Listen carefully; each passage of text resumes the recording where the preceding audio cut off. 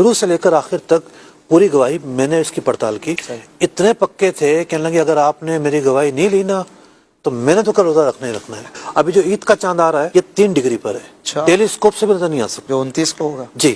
آج 11ویں سحری کو 4:18 پہ چاند غروب ہوا ہے. پورا سال چاند پہ نظر رکھی ہوئی ہے اس کا مطلب. بالکل رکھنی پڑتی ہے. کیا بات ہے. ہمارے پاس KPK کے ایک شہر سے 5 گواہیاں آئیں. اب وہ صاحب بتا رہے ہیں کہ ہم نے چاند دیکھا ہے 6:23 پہ. اس شہر میں سورج غروب ہو رہا تھا 6:27 پر. گروپ سے پہلے ہی دیکھ لیا. گروپ سے پہلے دیکھ لیا.